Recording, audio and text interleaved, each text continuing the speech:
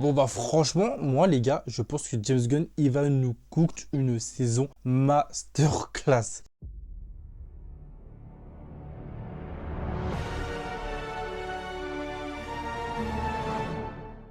Salut les gars, salut les filles, on se retrouve aujourd'hui pour une toute nouvelle vidéo sur ma critique sur l'épisode 1 de Peacemaker saison 2. Comme d'habitude, on va décortiquer l'épisode de fond en comble, ce que j'ai aimé, ce que j'ai pas aimé, les bons moments forts, etc., etc. Donc maintenant que tout est dit, commençons. Bon déjà les gars, on va commencer par le début, ce qui est tout à fait normal, mais ce que je voulais dire, c'est par le précédemment.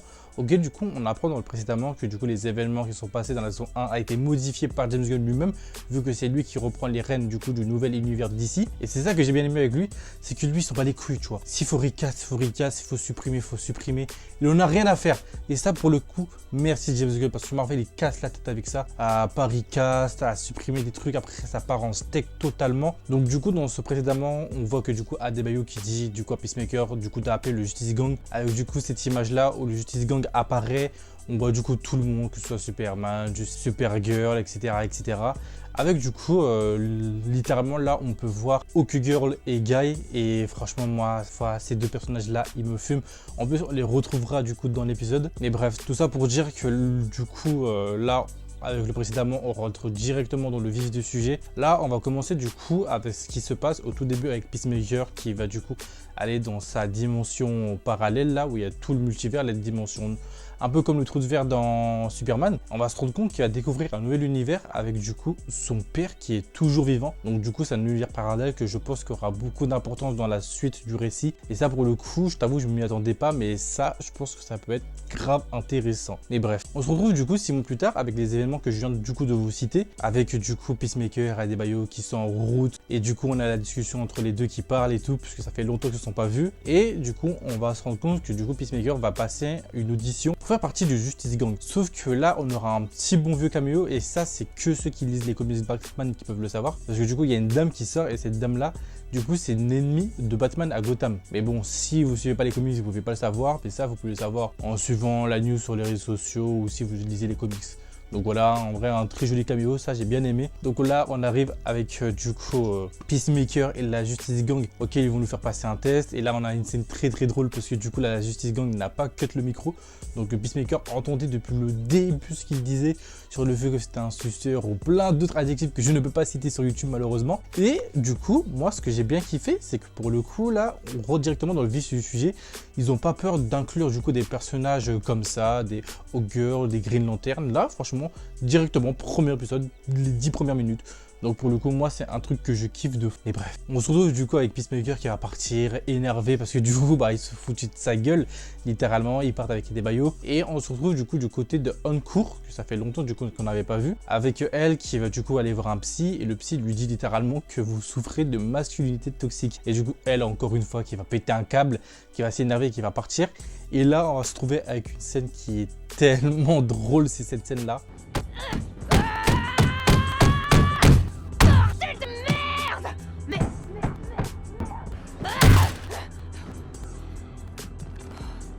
Avec laquelle, non, franchement, cette scène, elle me fume de rire. En fait, à chaque fois que je revois cette scène, elle me fume de rire. Comment elle tabasse la radio. C'est une dinguerie comment elle le tabasse. Mais bref, là, du coup, elle va rentrer chez elle. Il y a Peacemaker qui va aller la rejoindre. Ils vont parler vite fait sur, du coup, leur réunion qui ont été tous les deux cataclysmiques. Et il y a Peacemaker qui voudrait revenir, du coup, sur ce qui s'est passé dans la saison 1. Sur, du coup, le bisou qu'il y a eu. Sauf qu'elle elle va dire que, du coup, bah, ça n'a pas d'importance, le bisou. Parce qu'ils étaient alcoolisés, que elle, franchement, elle s'en fout. Elle n'est pas amoureuse de lui.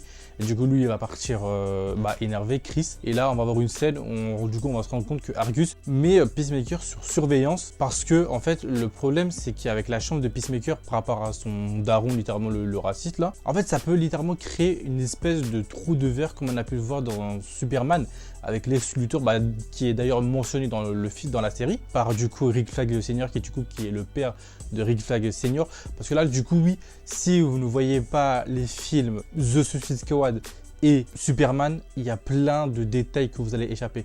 Parce que oui, dans The Suicide Squad, il y a littéralement Peacemaker qui tue le fils de Rick Flag Senior. Et d'ailleurs, c'est pour ça que je pense que du coup, il va le traquer toute la saison. Ou bien qu'il va essayer de trouver une alternative ou juste un faux pas de Peacemaker pour l'arrêter.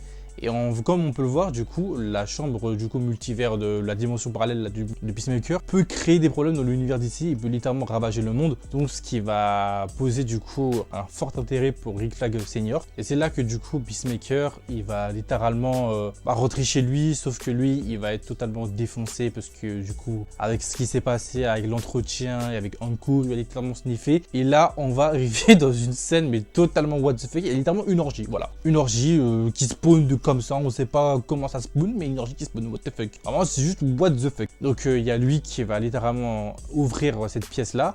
Sauf qu'il y a notre bon vieux Economos qui va le prendre en photo et qui va envoyer à Argus. Sauf que du coup, Economos, il sait pas c'est quoi cette scène. Et du coup, il va aller interroger notre bonne vieille Adebayo. Sauf que même elle ne sait pas. Et en plus, la scène, elle se termine sur une dick pic de Adebayo qu'elle reçoit par rapport à Economos. Mais en fait, ces deux-là, ils me fument de rire à chaque fois. Ils me turbo-fument à chaque fois. Mais bref, il y a du coup Economos qui va du coup surveiller notre bon vieux Peacemaker. Et Peacemaker qui va rentrer dans ce fameux univers où du coup la dernière fois il avait découvert des casques de casques de Peacemaker. Donc il s'en doutait que du coup il y avait un nouvel univers où il y avait lui mais d'un autre univers. Il va rentrer, il va aller dans la maison et tout, il va fouiller un peu ce qu'il y a. On peut voir que dans cet univers là, du coup que ce soit son père ou même lui, ou du coup une autre personne qu'on découvrir dans quelques secondes, qui est du coup son frère qui est vivant dans cet univers-là, qui sont littéralement des héros. Et un point très important dans cet univers-là, c'est que quand du coup Peacemaker va rencontrer son frère, qui est toujours du coup vivant dans cet univers-là, il va lui dire mais qu'est-ce que tu fous là, t'étais pas à Blüdhaven? Et ça c'est très important parce que Blüdhaven, pour ceux qui ne savent pas, c'est un peu une ville jumelle à Gotham, vu que c'est la ville auquel Nightwing fait la paix là-bas en fait. C'est littéralement la ville de Nightwing. Donc ça encore une fois, petit caméo, mais ça c'est encore une fois pour ceux qui suivent les comics ou ceux qui suivent tout ce qui est entoure Nightwing, du coup l'ancien ex-Robin. Donc ça, si vous suivez pas, vous pouvez pas comprendre malheureusement. Mais bref, du coup il y aura son frère, lui et son père qui vont commencer à parler et tout, rigoler ensemble comme une famille normale, une famille classique. Et du coup il y a le père qui va partir dormir, sauf qu'il y a Peacemaker du coup qui va rester là tout seul et qui va littéralement pleurer. Et c'est ça qui me fait de la peine parce qu'il a vraiment une vie de merde. Que ce soit son père qui est raciste, que ce soit le fait qu'il a buté son frère, que ce soit le fait qu'il a buté son père. Franchement, frérot, t'as une vie de merde. Vraiment, il a une vie qui pue la merde. Et franchement, ça, c'est juste triste pour lui. Mais du coup, on va le voir triste et tout. Sauf que du coup, cet épisode termine sur le fait que le Peacemaker de cet univers-là retournera du coup à la maison et verra du coup le Peacemaker de notre univers. Et la première chose qu'il va lui dire et qui est très important, c'est est-ce que tu ne serais pas un métamorphe, tu vois, en le pointant l'arme sur lui. Et c'est là que ça fait peut-être référence, je sais pas exactement si ça fait référence ou pas, du coup au métamorphe du coup du film de Superman, tu vois. Donc je suppose que dans cet univers-là, il y a plein d'autres métamorphes autres que celui dans le film de Superman. Donc là, il y a une scène de combat qui va s'enchaîner et tout. Ils vont se battre avec cette scène-là.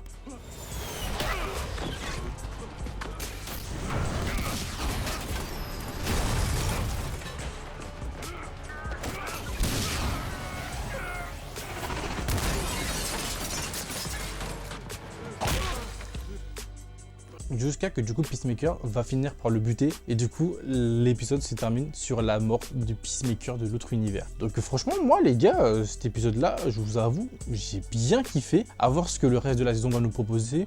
Pour le coup moi c'est juste un grand oui, j'ai grave kiffé. Donc les gars les filles, c'est déjà la fin de ces critiques. N'oubliez pas de liker, commenter et partager et on se dit à la prochaine pour une prochaine critique sur Peacemaker. Salut tout le monde.